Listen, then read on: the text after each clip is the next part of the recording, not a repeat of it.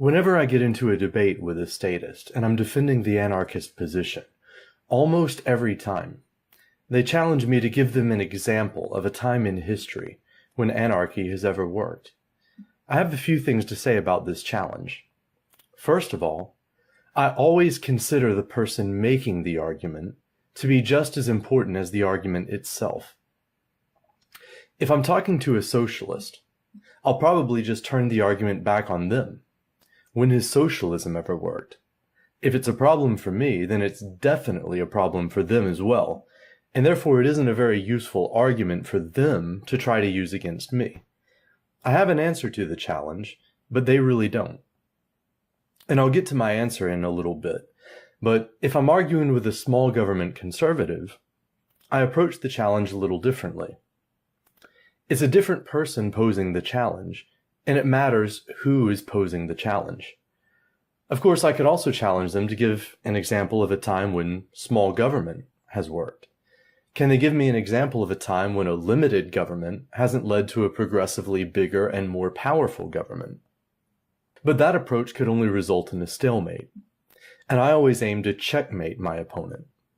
So I still raise this point in order to demonstrate to them their own inability to meet their own challenge, but then I go a step further and show them that I can meet the challenge myself. Some anarchists and libertarians will point to various examples of societies which they believe serve as an example of a successful non-statist society. A simple Google search will reveal some of the more popular examples, so I won't bother with them here. Personally, I don't tend to favor this approach to the challenge. I tend to prefer deductive arguments over inductive arguments, and I favor rational arguments over empirical ones. I believe they're more powerful. Earlier tonight, I got into a conversation with a conservative, and he challenged me to tell him when anarchy has ever worked. Since I knew he was a conservative, I first established common ground. He's against big government. He's for a smaller government. So my question to him was, if you think that a smaller government is better than a bigger government, then isn't the best possible government the smallest possible government? And isn't the smallest possible government no government at all? If you agree that the government that governs best is the government that governs least, then isn't the government that governs best of all the government that governs not at all? And if government is a necessary evil, then isn't the most rational and moral course of action to discover and invent alternative solutions to the problems which we presently use government to solve, so that the evil of government becomes altogether unnecessary? In any case, if he's a small government conservative, he agrees with me in principle, essentially. He just doubts the possibility of actually realizing the ideals which his own political philosophy is predicated upon. But I'll get back to the challenge. When has anarchy ever worked? What does this question even mean? If I lived in a time before the abolition of slavery, and I was an abolitionist, how would I respond to the question, when has abolitionism ever worked? Can you point to a successful civilization that doesn't have slavery? My answer would essentially be that I'm not making a historical argument. I'm making a moral argument. It wouldn't make any difference to me whatsoever whether or not there was a single example of a successful non-slave-owning society. The institution of slavery is immoral and therefore ought to be abolished. In the same way, and for essentially the same reasons, the institution of government is immoral and therefore ought to be abolished. I'm not sure what it means to ask whether anarchy works.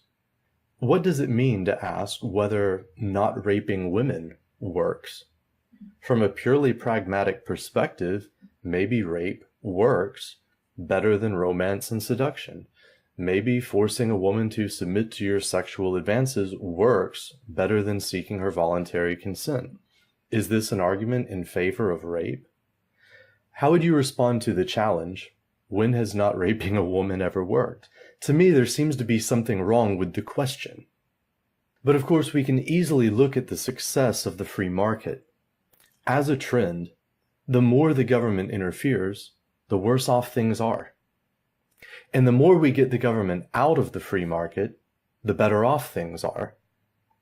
And I think the best response to the challenge is an argument from correlation.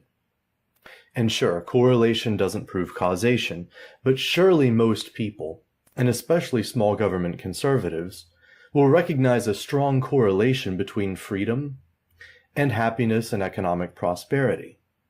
Ask yourself, given a choice, would you prefer to live under a more tyrannical government or a less tyrannical government?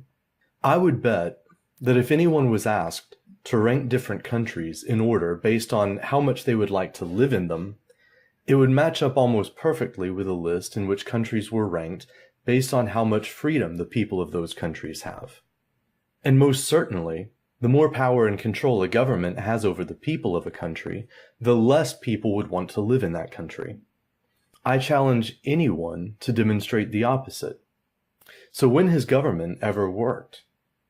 It seems to me that the closer we come to the ideal of anarchy, the better things work. It seems to me that virtually any example we could examine in which there has been a movement either in the direction of more government or in the direction of less government, moving in the direction of less government works better. So even if we don't have an example of an ideal anarchist society to point to prove that anarchism works, we observe throughout the course of the history of civilizations that moving in the direction of anarchy works. Moving in the opposite direction, toward a bigger and more powerful government, has never worked. So this, in short, is my answer to the challenge. The conservative I was talking with babbled on and on about how great the US Constitution was, so I asked him, what is it about the US Constitution that makes it so great? Isn't it the fact that it places limits on the power of government? And what is the US government better than? It's better compared to the monarchy of England at the time, right? And wasn't the monarchy of England at the time still better compared to the monarchy before the Magna Carta? He agreed with this, so I continued. If the human condition is improved by placing limits on government, then why should we expect this trend to reverse? If we observe that the more limitations we place on government, the better off that society is, then why shouldn't we aim toward the complete elimination of government? If, as a rule, you would rather live under a more limited government than under a less limited one, then isn't it the logical result that the ideal society would be a stateless society? Let me put this a different way. In purely abstract terms, if we observe a strong correlation between A and B, such that every time we observe a peak in A on a graph, we observe a corresponding peak in B on a graph, and if we desire to maximize B, wouldn't it be rational to seek to maximize A? It's irrelevant whether or not I can provide an example of a previous point on the graph where B was fully maximized. It may be that the line we're graphing simply hasn't reached that point yet. The demonstrated correlation between A and B is sufficient to believe that if we continue along the same line, we will reach the point at which B is fully maximized. I'm not a utopian. I don't necessarily believe that the perfect human society will ever be achieved.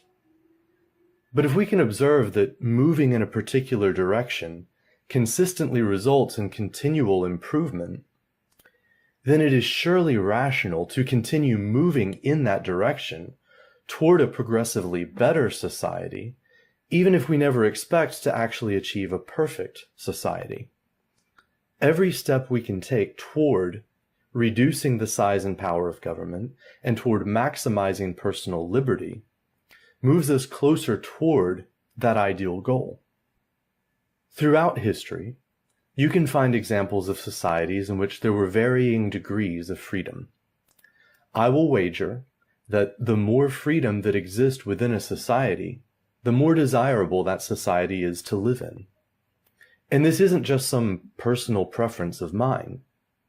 Look at the countries people flee from, and the countries people flee to, and inevitably, you'll find that people will always move from less free countries to more free countries, if they have the ability to do so. If there were an anarchist country, everyone in the world who had the ability to move there would. So why doesn't everyone work toward abolishing the government in their own country? This is only logical, based on clearly demonstrated human preferences toward freedom.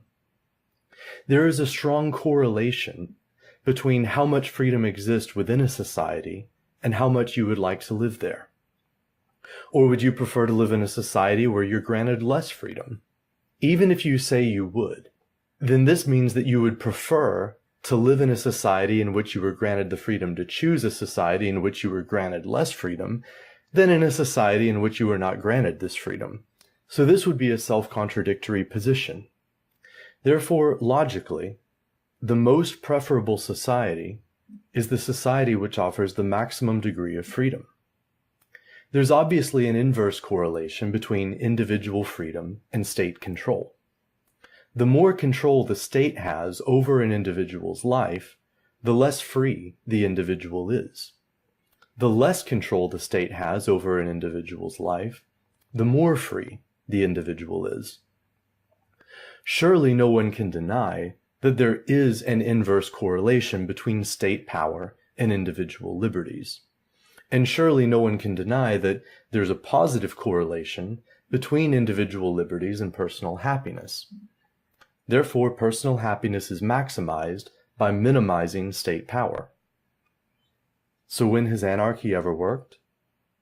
Well, I don't believe it's yet been achieved in an ideal form. But what we can observe is that the closer we move toward it, the more the human condition is improved. So let's continue moving toward it. The opposite question would be, when has statism worked? When has increasing state control and reducing individual liberty ever resulted in a more happy society or a happier individual? I don't believe the statist can give an answer to this. On the contrary, anarchy has always worked.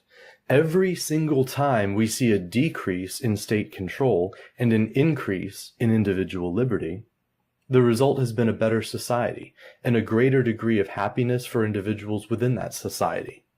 So again, observing these strong correlations, why should we not expect that continuing to reduce state control and continuing to increase individual liberties will result in even better societies and even happier individuals?